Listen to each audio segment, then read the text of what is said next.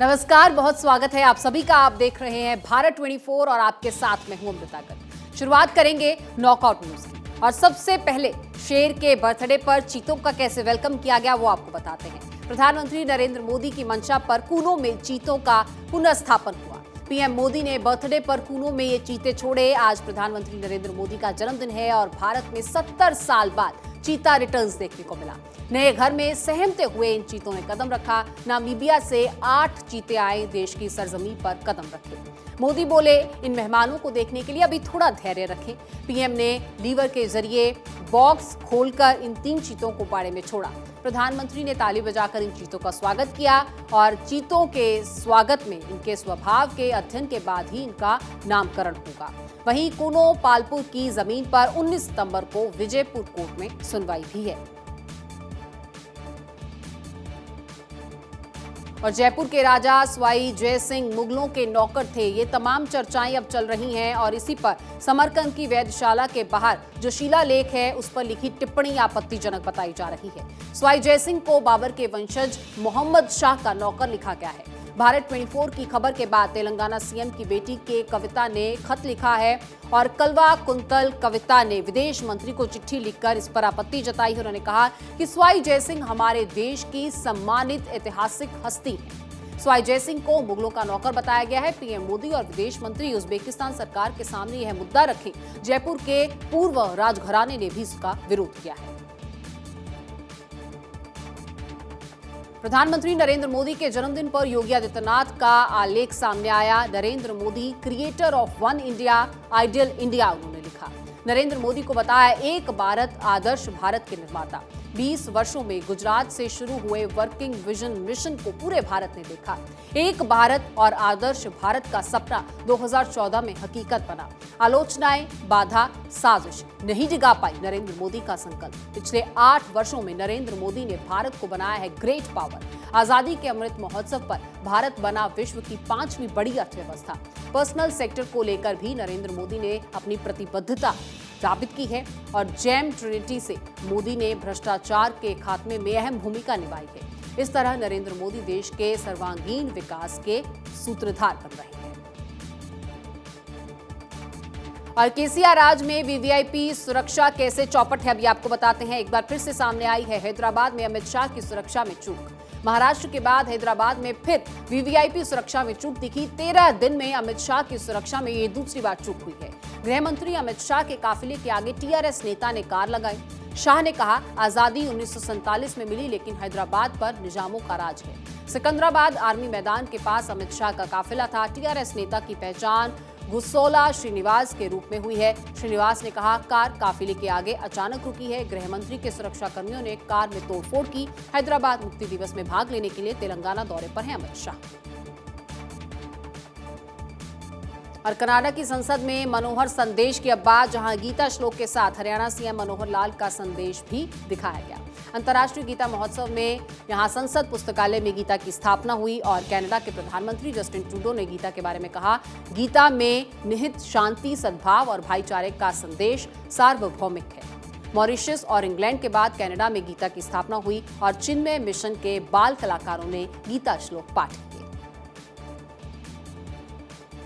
कूनो में अब बब्बर शेर आएंगे। जी हां, कूनो में 30 साल से चल रही है शेर बसाने की तैयारी। हालांकि केंद्र ने 1952 में कूनो में ही सिंह परियोजना को मंजूरी दी थी। भारत में बब्बर शेर अब तक सिर्फ गुजरात के गिर नेशनल पार्क में है और 2003 में पार्क तैयार, लेकिन कागजों में अटके शेर। सुप्रीम कोर्ट ने अप्रैल 2013 में केंद्र सरकार को आदेश दिए। अब IUCN नियमों की आड़ में गुजरात आनाकानी कर रहा है।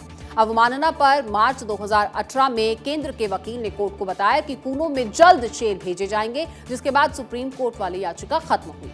वहीं शेर बसाने के लिए कूनो पालपुर की जमीन का अधिग्रहण भी किया गया। हालांकि 19 सितंबर को विजयपुर कोर्ट में सुनवाई के बाद तत्परता आएगी। कूनो पालपुर का राज परिवार भी शेरों को बसाने के पक्ष में है। सिर्फ गुजरात और मध्य प्रदेश की सरकार चाहिए कि इनकी विल पावर हो और कूनो बन जाएगा बाघ, तेंदुआ, चीता, एशियाई शेर वाला एकमात्र सेंचुरी।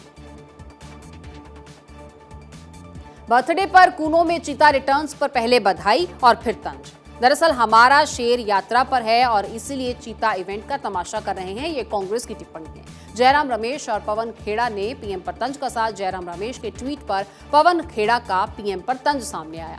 महंगाई, बेरोजगारी जैसे बड़े मुद्दों से ध्यान हटाने का इसे प्रयास बताया। उन्होंने कहा, भारत जोड़ो यात्रा की सफलता से बीजेपी घबराई हुई है। प्रोजेक्ट चीता के जरिए राष्ट्रीय मुद्दों को दबाने की कोशिश है ये। हालांकि जयराम रमेश ने चीता रिटर्न्स पर बधाई भी दी। 2008-9 में चीतों को भारत लाने का श्रेय कांग्रेस को भी दिया। और अमित शाह ने सुनाई हैदराबाद मुक्ति दिवस की संघर्ष गाथा। तेलंगाना में 75वें हैदराबाद मुक्ति दिवस पर यह संघर्ष गाथा सुनाई। कहा, 15 अगस्त 1947 को हैदराबाद को आजादी नसीब नहीं हुई। 13 महीनों तक निजाम के अन्याय अत्याचार सहन करता रहा हैदराबाद। सरदार पटेल के ऑपरेशन पोलो से तेलंगाना की स्वतंत्रता की उन्होंने कहानी सुनाई। पीएम नरेंद्र मोदी ने कर्नाटक, महाराष्ट्र और तेलंगाना की जनभावना समझी और हैदराबाद मुक्ति दिवस मनाने का निर्णय लिया। हैदराबाद मुक्ति आंदोलन से ज्ञात अज्ञात शहीदों को श्रद्धांजलि दी गई। हैदराबाद मुक्ति दिवस मनाने का उद्देश्य निजाम राज से मुक्ति है। इस महासंग्राम के इतिहास, सभी गुमनाम शहीदों और गाथाओं को सुनाया। आज युवा पीढ़ी के मन में पुनर्जीवित कर देशभक्ति की लौ को जगाना इसका मंतव्य बताया। सन 1948 में आज के दिन तेलंगाना, मराठवाड़ा और कल्याण कर्नाटक स्वतंत्र हुए। 13 से 17 सितंबर 1948 के दौरान 109 घंटों के संघर्ष में अनेक वीर शहीद हुए और आखिरकार निजाम के कुकृत्यों और अत्याचारों के खिलाफ आंदोलन में जीत मिली। नितिन गडकरी की सुगम की व्यापार में परिवहन संबंधी राह देखने को मिली। MVA 1989 व्यापार प्रमाण पत्र में व्यापक सुधार और अब अपंजीकृत अस्थायी पंजीयन पर भी व्यापार प्रमाण पत्र जरूरी होगा। RTO जाने की जरूरत नहीं होगी। वाहन पोर्टल पर इलेक्ट्रॉनिक रूप से ये किया जा सकेगा आवेदन और एक ही आवेदन में कई प्रकार के वाहनों के लिए आवेदन संभव होगा। सर्टिफिकेट और रिन्यू के लिए 30 दिन समय सीमा निर्धारित की गई है। 30 दिन में निपटारा नहीं होने पर आवेदन को स्वीकृति मान्य होगी। व्यापार प्रमाण पत्र वैधता की अवधि 1 से बढ़ाकर 5 साल की गई है। फॉर्म 16A से डीलरशिप प्राधिकार में एक रूपता की कवायद है। यहाँ शोरूम गोदाम में डीलरशिप प्राधिकार प्रमाण पत्र अनिवार्य होगा। और अब एक सवाल सियासी गलियारों में कि क्या सचमुच हृदय परिवर्तन हो गया है नितिन गडकरी का। नितिन गडकरी को माना जाता है असहमति के स्वर। दबी जुबान से कई बार उनकी असहमति सामने आती है, लेकिन आज उन्होंने प्रधानमंत्री नरेंद्र मोदी की जमकर तारीफ की। प्रधानमंत्री के जन्म दिवस पर टाइम्स ऑफ इंडिया में तारीफ की। द गति एंड द शक्ति शीर्षक उनके आलेख का है। राजनीतिक प्रेक्षकों ने बाकायदा इसका नोट लिया है और इसे नए डेवलपमेंट के तौर पर देखा जा रहा है। कुलपति नियुक्ति को लेकर एक और राज्य में विवाद हुआ है। तमिलनाडु में MK स्टालिन और RN रवि आमने सामने हैं। दरअसल विश्वविद्यालय में राज्यपाल का दखल नहीं चाहती द्रमुक सरकार। MK स्टालिन सरकार 2 विधेयकों से छीन चुकी है राज्यपाल की शक्तियां। हालांकि इन कानूनों को भी राज्यपाल की सहमति की आवश्यकता है। इसी बीच कुलपति सम्मेलन को लेकर एक विवाद सामने आया, जहां स्टालिन सरकार ने 30 अगस्त को बुलाया कुलपतियों का सम्मेलन, लेकिन इसमें 22 विश्वविद्यालयों के कुलपतियों के सम्मेलन में राज्यपाल को नहीं बुलाया गया, जबकि सभी सरकारी विश्वविद्यालयों के मानद कुलपति होते हैं राज्यपाल। स्टालिन सरकार ने राज्यपाल RN रवि को निमंत्रण नहीं भेजा। ऐसे में और गहरा सकता है राज्यपाल और सरकार विवाद। और एक विधायक के चक्कर से कैसे चक्कर घिनी बनी, ये भी आपको बताते हैं। राजनीतिक गलियारों में विधायक के चक्कर अब चर्चा का विषय है। गुवाहाटी में टॉक ऑफ द टाउन है। MLA बने हैं कांग्रेस के विधायक। रोजाना शाम को साइकिल पर शहर का एक चक्कर लगाते हैं ये नेताजी। मुख्यमंत्री हेमंत बिस्वा शर्मा ने सामने से गुजरते हैं ये विधायक और कुछ लोगों को मुस्लिम विधायक पर शर्मा की जासूसी का शक है। हालांकि कांग्रेस में शर्मा से कांग्रेस विधायक की नजदीकी की चर्चाएं हैं और हेमंत बिस्वा शर्मा के घर से कांग्रेस विधायक अपरिचित नहीं है। अब विधायक के चक्कर से कई नेता राजनीतिक चक्करघिरी में फंसे हैं।